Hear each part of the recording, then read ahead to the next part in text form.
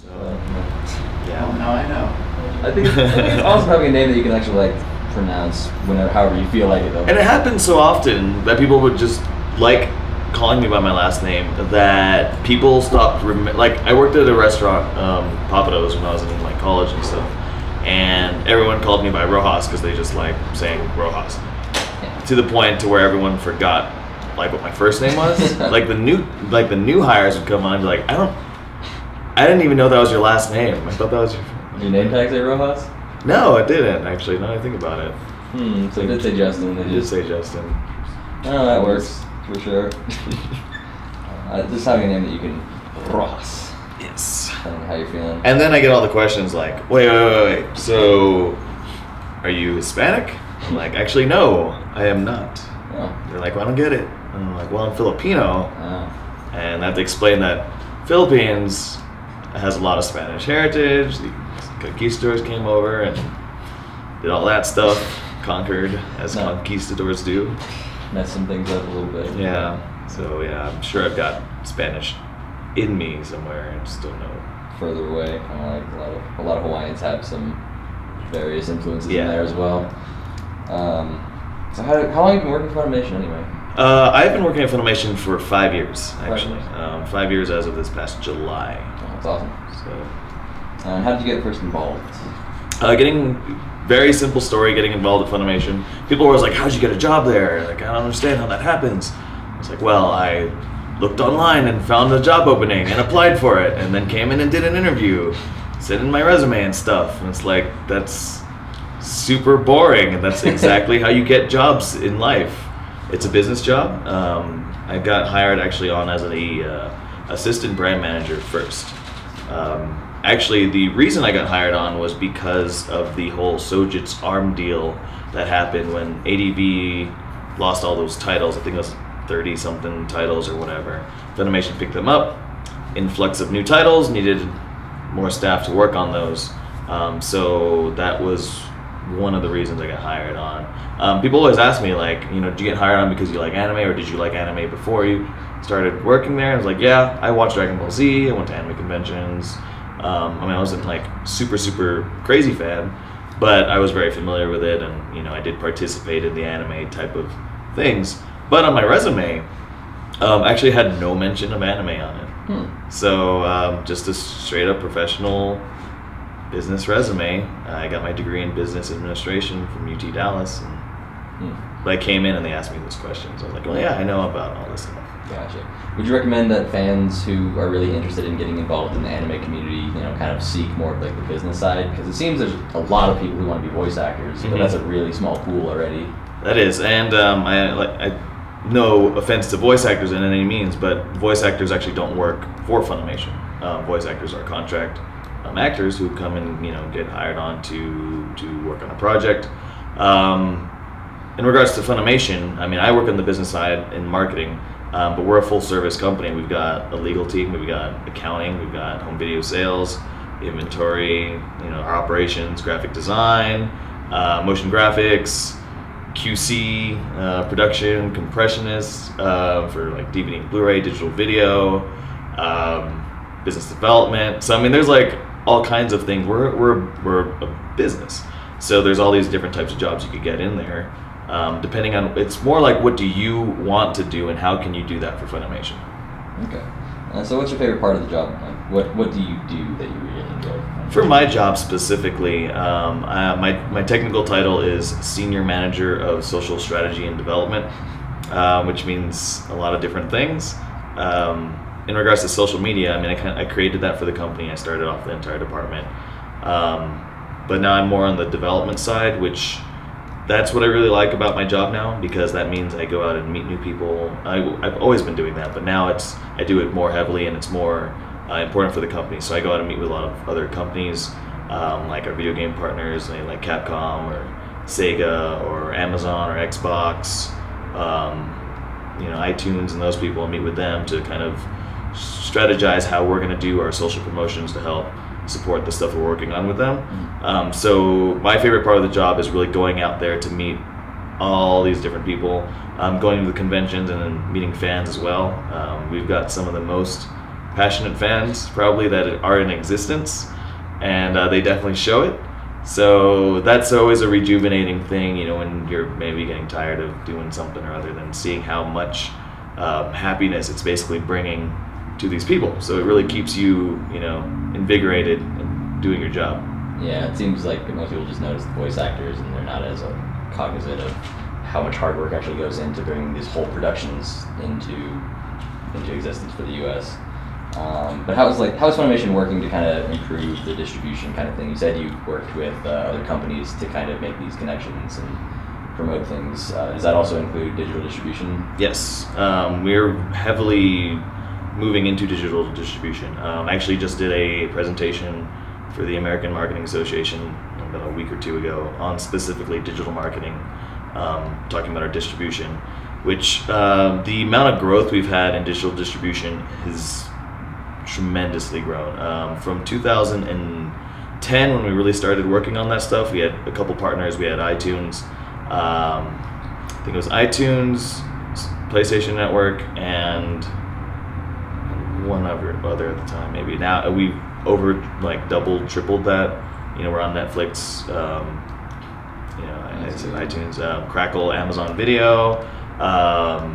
Basically anywhere you can find digital video, we've got content there, and that's a huge way because anime fans are very tech savvy, and so they're on the forefront of early adopting towards these types of digital distribution platforms. That's been a big challenge and benefit for us because one, it increases our ways to get more anime to you, therefore, you know, broadening what we can do and how you can reach audiences rather than just the shelf, because shelf space in stores is getting more and more limited. I mean, go into Best Buy and you'll see the shrinking and shrinking shelves of, you know, DVDs and Blu-rays. So, you know, utilizing especially, you know, online partners like Amazon's a huge partner for us now. Of course, they're the biggest online, you know, retailer pretty much in existence. So a large percentage of our sales happens through Amazon for physical product. We're working more on the digital side as well with them. Amazon's kind of expanding their instant video platform as well. So yeah, I mean, digital's been a huge thing. PlayStation and Xbox are some of our biggest. We do sales with them consistently because of the crossover demographic with gamers. Anime fans is so heavy. Do you think all of this improvement on digital distribution has kind of helped curb the piracy of anime a little bit? Well, let's talk about piracy in general for a second. Considering piracy, yes, I'm totally against piracy. But also, the people that are typically pirating, either one, are unaware that it's illegal, or two, don't care and won't buy anything anyway. So you kind of got your, you know, what we're trying to do is educate people to know, yeah, these different types of methods you can use digital distribution for, online streaming, you know, download to own stuff, ad supported or premium subscription types of services. Netflix is a huge thing for us, obviously. But then you have these other people who, you know, even if you put a free product out there, available, you know, in a reasonable amount of time, there's still, it's like the reverse principles if they don't want to do that. Right. No, there's definitely some sites out there that steal things from Crunchyroll, which is kind of pointless. It's out there for free. You don't even need a subscription to watch some of those things. Something that's been really popular recently is simulcasts. Has Funimation been working with companies in Japan to try to get more simulcasts going? Yeah, that's a huge thing nowadays because the way licensing works, typically in the past, a show would air in Japan. You would consider licensing it. You could base it off of how well it did in Japan, what similar shows have been released in the U.S., and, you know, the type of content, the pedigree, you know, the director, the character designer, animation studio, all that stuff, and then be like, okay, well, we'd like to put this amount of money down to license this type of show. Now with the simulcast thing, you're licensing shows before they're created. So you've got to put money down or make this agreement to put money down before you even see a show, because I mean, the simulcast is the first time a show is ever visible to the public, so you really have to utilize the pedigree a lot more, and you know, take into thought just what type of content. I mean, it's a risk. It's a very risky move to do, but the challenge is if you don't get the rights right away, someone else does, and it becomes a really big hit. I mean, that's an opportunity lost. But you know, on the inverse, it's totally the other way around. So it's changed the way we have to do licensing, and typically when you do licensed shows, it's all about relationship building with the Japanese partners. Japanese business is a very relationship based. I mean, all business really is very relationship based, and so you know, you want to show good faith in supporting their shows, and you know, it's a lot of unknowns out there, and you just kind of got to take the risks. And you know, there's players in the market now who we're competing with, and then it's kind of funny because you're competing with all these people, but then you're also working together on other projects. So you've got like your frenemies, I guess you could kind of call it, in the industry. It makes it for an interesting environment. Yeah. Do you think it's a trend that's going to be here to stay in terms of how shows are licensed? First, there's the simulcasts, and then there's the full-blown releases, which is a entirely different licensing process. Yeah, I think simulcast licensing is going to continue to be around, and you know, certain shows, we kind of gauge we get the streaming rights, because a lot of fans don't realize shows are broken up by rights very heavily. I mean, you've got the streaming rights, and when I say streaming rights, that means, do you have the SD streaming rights? Do you have the HD streaming rights? Do you have the subscription platform streaming rights? So you got to figure out all that different stuff, and then of course later on down the road, we look at getting the home video distribution rights, and is it SD or HD? So it's like Blu-ray or DVD. Do you have theatrical rights? Do you have merchandise rights? And so all those rights eventually, hopefully, get licensed, and sometimes licensed by different people. So that creates a challenge, but sometimes if the show, I mean, it's very risky, but if you think a show is going to be that awesome, and it's kind of like bulk buying. Like you go to Sam's and you're like, I want to buy the bulk license deal instead of the individual license deal because it might be cheaper. And so you might be like, all right, well, we're going to drop this amount of cash down and get all these rights instead of like cherry picking here and there. And it can vary, I mean, so heavily. And then other companies are bidding on the same shows. So it's really like an auction, you know, it's boom, boom, boom. They bid here, you bid there. And you don't really know what they bid. You just kind of, the company that you're working with is like, well, they gave us more, so you want to give us more? I'm like, I guess so. You know, you never really know. Yeah. Does that go on like during the time of like pre-production? It goes on all the time, basically, at this point. And every show's different. Every licensor is different. It's all unique. One thing a lot of fans don't realize also is that it's not like you go and buy it from this one guy. A lot of these shows are comprised of committees that have various different license holders, and they have to come to a consensus for everything. Approvals, DVD box art, you know, maybe the insert that needs to go into the booklet or whatever. I don't think people realize, they're like, why are you doing this and that? And I'm like, well, all this stuff has to be approved by the committees in Japan, and like, we're just doing what we can, and we're working with them. So everything, if you're criticizing us, you're criticizing the original like committees as well. So yeah, it's always a big mess, especially when you have to go across international waters to do any of these licensing deals as well. But on the topic of distribution, what are your thoughts on Attack on Titan?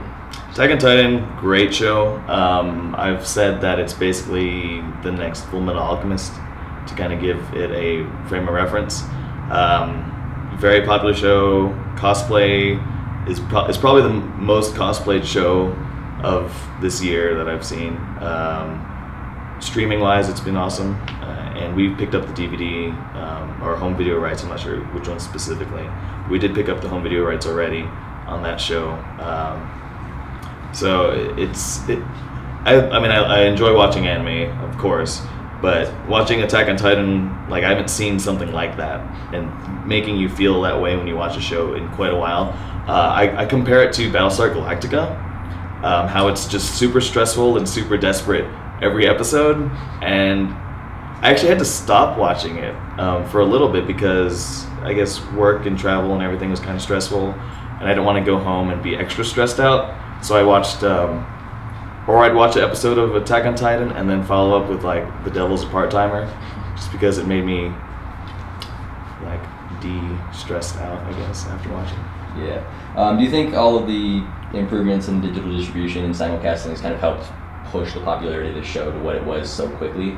Yeah, I mean, that definitely brought it to the US and got it to the US audiences way faster than back in the day would have been. So we have to work faster on our end to meet the demand of the consumer market. One of the challenges is, once the show's popular in simulcast, people want merchandise for it. I mean, because they're looking for it, and there's a lot of times you've got to deal with the counterfeit and bootleg merchandise that's coming through, unofficially licensed or unofficial imports and stuff like that. So that becomes a challenge. But we might not have had the merchandise rights right up front either. So that's another like issue. And but yeah, it's a big mess. I guess one last question I have is: has anything changed at Funimation since the recent sale from Navarre? No. Let's see. So we got sold to Navarre a few years back. I can't remember when that was. One thing that has changed is that we've been able to experiment a little more. Basically, Navarre was a distribution-focused company. They didn't really do entertainment specifically, like creating it. So we've been delving more into creating original content and experimenting with different processes and different timelines that they may not have been so easily convinced to let us do. So again, Fukunaga is our president and CEO currently, and has been since the inception. But now it's the new board that really is in charge of the company, rather than Navarre's distribution. So expect to see some new things from Funimation kind of in the near future. Try to. Is there anything you want to promote, or something that you're excited to tell people about? All of our stuff. I mean, I run our social media. I want everyone, of course, to follow us on Facebook and Twitter and at Funimation on and everything. If you want to follow me personally, it's at Just Rojas across the board as well. We're getting more into Instagram and stuff now, so if you guys want to share some photos with us and do that stuff. New things coming down the way from Funimation. We've got, Wolf Children is a really big thing we're working on. And actually on the other side of Funimation, we're working on some live action stuff under our Giant Ape line. We're releasing a movie called Let Me Out, which is a Korean independent film about a filmmaker making a zombie melodrama. Sounds awesome. It's actually pretty cool. It's really good, especially if you're a film student. Like, the people who I've known who have gone to film school and watched this movie just really get it, because it's about the trials and tribulations of making a film as a student. The cast is great, the director is awesome, and that's something else I want people to check out. We do more than just anime now. I mean, Funimation's anime, but the company as a whole does a lot of different stuff. Yeah, well, that's good to know, for sure. Thanks a lot for the time, Justin. Okay, thank you very much. Leah Clark. Leah Clark. I'm getting both of you. We good. All right, excellent. Okay, let's start off with some of the basic questions. You do have a long history of working in the industry. How did you get into voice acting? I was doing a play. I was doing Godspell the musical, and the guy that was directing was Jakey Cave, and he was doing some voices on Dragon Ball Z. And he always used to leave rehearsals early to go record at Funimation. I was like, what is that? And he told me what it was, and I said, oh my gosh, I want to do that. And so back in the day, Funimation was a lot less like hardcore as they are now. So it was easy for him to, call up Chris Bevins and be like, hey, can my friend come and audition with me? And he said yes, brought me up there, and I auditioned, and did well, I guess. Okay, so kind of a theater background? Yeah, mostly theater. I would say like children's theater is mostly what kind of sculpted my voices, because in children's theater you often play like multiple characters. Like you'll be playing a frog over here, and then you'll play a princess over here, and you know, the biggest thing to do is change your voice to match the character. So broad ranges, and then trying to appeal to the audience. Yeah, you gotta make them believe that you're something that you weren't 5 minutes ago, you know? Okay. Are you involved with any other types of acting outside of your voice acting currently? Are you like looking into writing and directing? I mean, I'm a trained stage actress. I went to school in New York for music theater mostly, so I do plays around town. I'm trying to get more into, I think, commercial voiceover. Sorry, altitude. Woo. But other than that, like, yeah, that's mostly it. Just like theater. And, I also do some writing for Funimation. I'm one of the script adapters, and I write my own scripts. And I have directed some for Funny.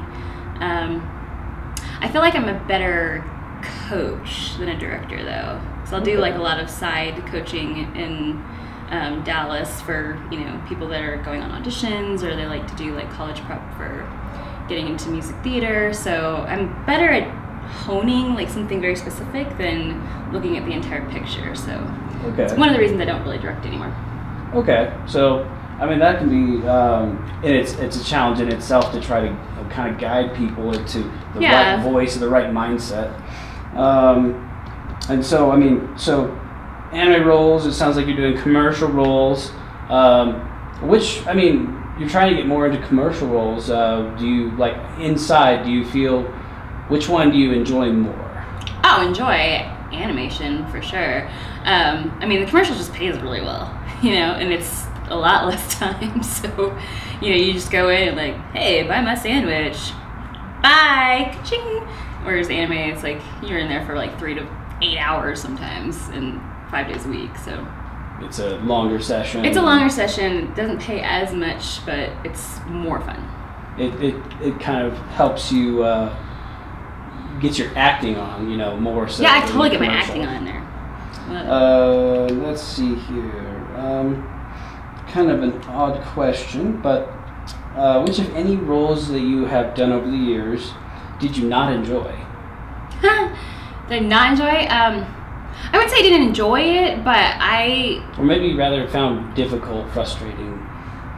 Noelle in Claymore, because it was so random for me. It was like the first like hardcore character I was asked to play, and just hearing myself, you know, trying to do that and sound like a badass was like, it's just nails on a chalkboard. Like I just didn't believe it. So gotcha. Not typically casted for that type of hardened soldier feel, kind of a like I just to like be completely butch about it, like, and I felt like that's what it needed, and I don't feel like I did that. So I think that was like the one. All right. So the inverse of that would be, I mean, any recent anime roles, or actually just over the span of your career, that kind of stand to the pinnacle of, you know, you enjoyed a character, you got into them. Oh, Fuyuki from Sergeant Frog. It was like my absolute favorite. I didn't realize I was gonna love it as much as I did, because it was one of my very first like male voices, and it was just so funny and well written and just a great little show that I got so excited every time I got to go in for that. And I just love that character. Okay.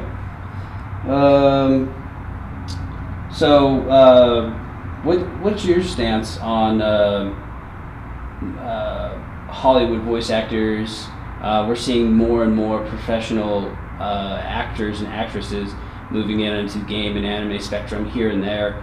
Do you feel that those actors can fill those roles properly, or if we're, you know, putting a different face on, you know, what the Japanese, you know, interpretation would be? I mean, I think, everybody that does it is professional, but since they're known for, I guess, like movies or TV, they get seen a lot more than we do, but I don't think that means their talent is any less or more than ours. I think just because I mean, if you're a talented voice actor, you are, whether you're in a movie or, you know, or not. But I think a lot of them have done really well. I mean, I really enjoyed Meg Ryan and Anastasia. I loved Ellen DeGeneres, Robin Williams. Like, they all did amazing. So I think actors are fierce. If they want to channel their talent in that way, they can usually deliver. So I mean, one of my favorite adaptations, and it's debated, but I love Billy Bob Thornton in Princess Mononoke. I think he filled that role really well.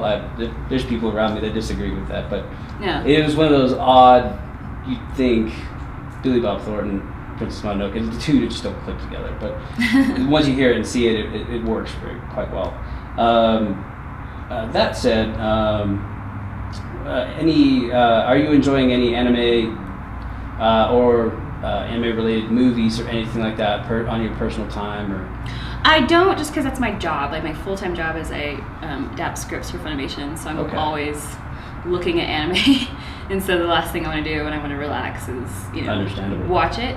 Although there are some, you know, every once in a while I'll be working on a show. I'm like, oh, that's cool. I'm going to watch it when it's done. But yeah, I believe Chris Patton gave us the same answer several years back. Oh, really? Yeah, funny enough. It's probably across the board, yeah. Yeah, it is pretty much across the board. Kind of David Vincent is also in that category where he's actually reaching out. He does commercial gigs too, and he's doing a little bit of American animation and Japanese animation. Have you worked with any of the local animation studios, Flash Studios, the smaller kind of independent American? I don't think so. Not yet. The most recent one, I mean, I went to New York to do Pokemon for DuArt for a little while, but that is definitely blowing up again. Yeah. It was a lot of fun. It was completely different styles of working, so that was cool to see. Okay. What time we got left here? Well, are there any new notable roles that you would like to pitch to us so we could go and check them out? Future Diary just came out, and I played Murmur. It's one of my favorite characters. It's this little quirky girl in a rabbit suit with the, you know, thigh-high boots, and she's just a little brat and sassy and changes her voice and character, and, you know, I love her. I think that was Future Diary. Check that out. Okay. For sure. I guess we'll end with a high note then. If you could have a dream role, any character, any movie, any play that you could do, who, what, where, and why? I want to be on American Horror Story. Okay. Like, I want to be a major character in American Horror Story because I love that. I'm very picky about what kind of like horror stories I like, and American Horror Story, especially season 2, has like every element of everything that I love, and I was just obsessed. And all those actors were brilliant and amazing. They had the best cast ever, and I was just like, I want to be a part of that. I want to tell that story. I want to be in that world. So that would be my dream.